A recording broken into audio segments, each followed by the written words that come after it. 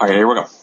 Okay, hey everybody, and we're back for another collaborative album review. I'm here with my buddy Jason, and yes, he does have permission to download this and put it on his Facebook page. His YouTube page as well. Cool. Who's messaging me? All right, today we're going to be reviewing Back in Black by AC/DC. We didn't mention that, but I'll do a little bit of background before we get into it. This album, Back in Black, was released on July 25th of 1980. It is the band's 7th Australian album and their 6th international release. And then what else do I have here? I have this album is the first AC/DC album without lead singer Bon Scott, who died on February 19th of 1980 at the age of 33. This album was dedicated to him. Really, after Bon's death, the band considered dismembering and not being the band anymore. But after some encouragement from Bon's parents, they decided to hire Brian Johnson as their singer. Producer Mutt Lange, who worked previously on a lot of AC/DC albums, with Highway to Hell especially, was brought in to produce this one. Pretty impressive sales on this album. As of June 2011, this album has sold an estimated 50 million copies worldwide, tying it to, I believe in the U.S., with Pink Floyd's Dark Side of the Moon. And then the band was inducted into the Rock and Roll Hall of Fame in 2003, and some of the bands that are influenced by this album include Guns N' Roses with Slash and Axl Rose, and Buckcherry with Josh Todd. Yeah. You have anything else to say as far as background goes? This is considered one of the best albums of all time. Yeah. Which, that's debatable. Some people are gonna say they like stuff with Bon Scott in it, Highway to Hell, and stuff like that. But I would agree with you there for sure. All right, you want to start off our track by track review here? Okay. Hell's Bells. Hard got that eerie bell intro. Then it goes heavy, hard riff rock. And basically the song's about, love and hard rock and metal music, basically. Yeah, I have basically the same exact thing. I have this song starts out with the bell tolling that really creates a spooky vibe with the instrumentals. It's just a nice opening, hard rock opening. The lyrics on the song are very well done. And that's why I focus a lot on this review, is the lyrics with Brian Johnson. Really, they got nice pre-chorus solo vocals done by Brian, the group vocals with the Hell's Bells and the chorus, to match the song's really intimidating and darker feel. And basically, I think this song was done to signal to the world that AC/DC is back and better than ever, and they really are on this song, in this album. Yeah. All right, I'll do a second song here, Shoot to Thrill. This song really starts out with a nice, catchy, long opening guitar riff, really laced instrumental that travels throughout the whole song, providing an upbeat feel that brings right into the high-energy chorus that sees the band sticking to their roots, sort of, I guess you would say. Yeah. I don't know. I just feel that this song did. That's the positive for me on this song. The negatives is this song during the chorus seems to lose a little bit of momentum to it. I don't know. It just kind of seemed flat during the chorus to me. Oh yeah. Basically, it's not. Yeah. It's not a bad song, but yeah. Basically it's about going out and chasing tail.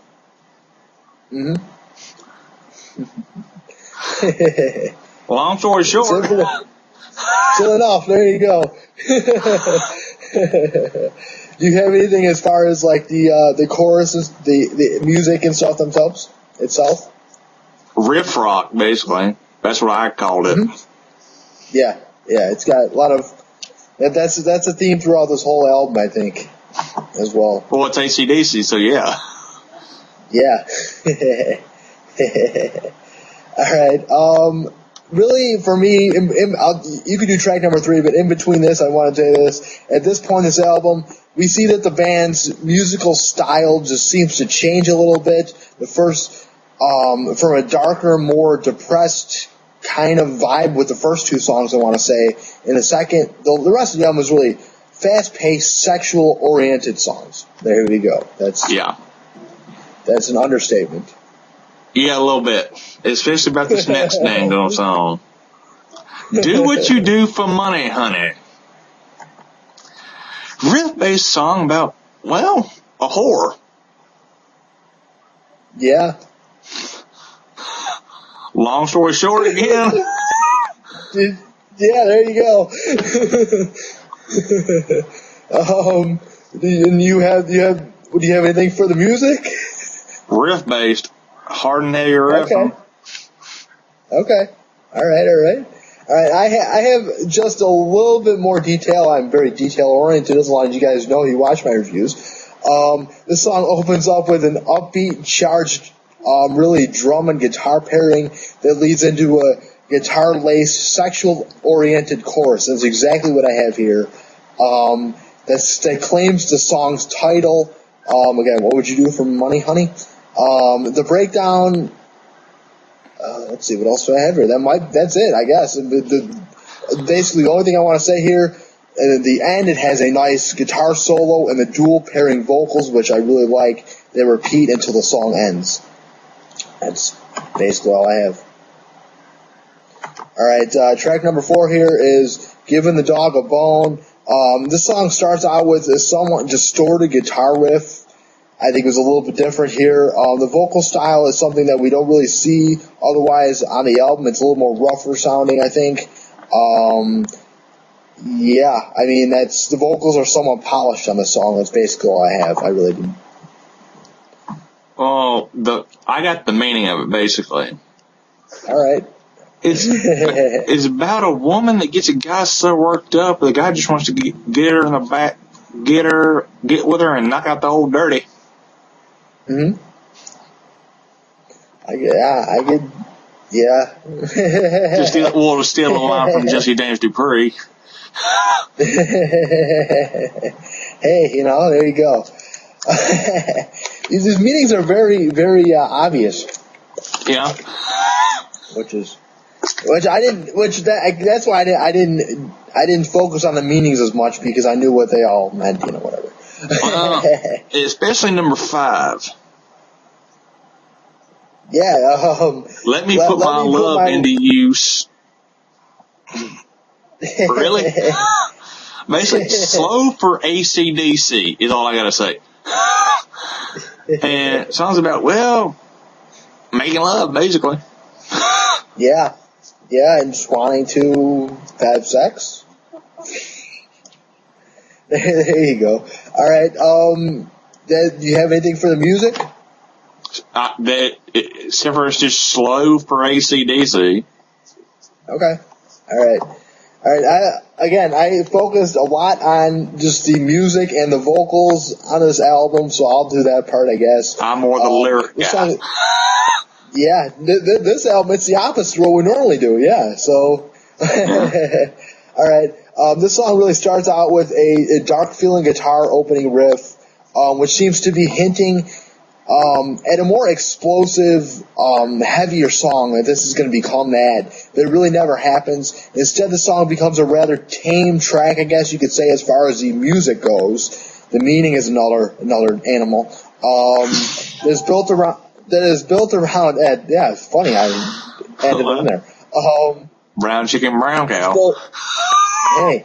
That is built around extremely catchy guitar riff, amazing ending solo, as well as some of the darkest and most sexual lyrics on the album. That's, again, an understatement.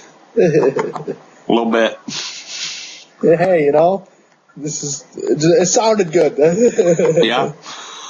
All right, I'll do track number 6 here, Back in Black. Of course, the iconic song. This is one of AC/DC's best well-known songs. It's been used in a lot of movies and whatnot. It starts off with a delayed guitar riff. I can't talk today. That travels throughout the whole song, really sets the tone for the song. The song then skips, it kind of skips the pre-chorus lyrics and seems to flow directly into the chorus, which is highlighted by a pairing of Brian's raspy vocal style, is what I'm calling it now, and an amazing shredding guitar riff, solo riff, then capped off by a solo at the end. Yeah. And basically, I got the meaning, because I'm guessing you don't. Basically, I don't. It's about how you thought the band was dead after they lost Bond, but hell, they're better than ever. Mm-hmm. And it's true, and especially on this song. Yeah. This is why it's their most iconic song, I'd say, to date. All right, you do track number 7. Track 7, just good rock and roll AC/DC song about a guy who really wants to get with a chick and get down and dirty. There you go. And you're referring to "You Shook Me All Night Long," correct? Yeah, you should. Yeah, crap. Just let the audience know there. Yeah, that's fine. Whoops, good job, shit. This is for me, a sex, drugs, and rock and roll album. Yeah, it is. It is the 1980s, so this is when this is all prime with the with all this stuff. Yeah. Motley Crue. A few years after, but yeah. Yeah. For me, this song is one of my favorites on the album. It opens up with a series of short and repetitive guitar riffs that set the tone really for the song. It's an understatement. I love the opening guitar riff to this song. The vocals on this album are not really as chorus-oriented. It just skips right past the chorus. The whole song is just amazing. Instead, they are really sex-laced lyrics that seem to be modeled. Yeah, obviously, that seem to be modeled around the quick, catchy guitar riffs that are used by Angus. The song then closes with a mind-blowing guitar solo, and I took that from another review I saw online. I can't take credit for that word. That I believe captures the band's vision and their goal of overcoming the low expectations that they had. They reinvent their sound a lot on this song, particularly, as far as, just the meaning, obviously. There you go. That's it for me. You're All right, yeah. All right, you did track number 7, so I'll do track number 8. Have a Drink on Me. This song starts out with a blues rock inspired feel. I know you'll like that since you're in Tennessee with the blues rock. Would you agree with that? Yeah. Of course, it ain't saying nothing. You are in Chicago, which has had its own history of blues. This is true. But when I wrote this, I thought of Tennessee. Yeah. I did, honestly. And then it goes from the blues rock inspired intro, really leads into some catchy pre-chorus vocals and chorus vocals that after a few listens, at first I really didn't. This song wasn't my favorite on the album, and it still really isn't. But after a couple of chances, the lyrics have grown on me, and the whole meaning really has grown on me. My favorite part of the song would have to be the guitar riffs that are used during the main chorus, and just the way that the main chorus sounds, with the vocal pairing and the guitar. They seem to capture the rough, aggressive feel of the song in general. Do you have the meaning behind this? Because I seem to know it. I think Basically, it should be DeBond. Because he was always like, hey, if I go, have a drink on me. Mm-hmm. Yeah, I was kind of looking at it towards an alcoholics, a person having trouble with alcohol, and they're saying you can still drink, but just have one for me. That's exactly kind of what I was saying. There seemed to be some pain in that song. Oh yeah. As well. Because of what you said, it's because of and I agree. Yeah. Track All right, 9. you can do track 9. Yeah, there you go. Shake a Leg. Mid-paced rock song almost a little progressive Yeah. song about, well, doing some illegal stuff and you got to run to get away from it, to get away so you don't get arrested. That makes sense. Okay. For me, I had this song as a pure rock and roll song that reminds me again with the progressive feel of Led Zeppelin and Rush, particularly. That's I thought a lot on this song. From start to finish, this song is really a fast-paced guitar riff-based rocker that really seems to get stronger and better as the song continues. That is done with some distorted punk rock guitar inspired riffs and some impressive vocals. I think are some of the best on this album. Yeah. Yeah. All right. You did track. I'll do the last track here. One of my favorite songs on this album, "Rock and Roll Ain't Noise Pollution." It's an anthem,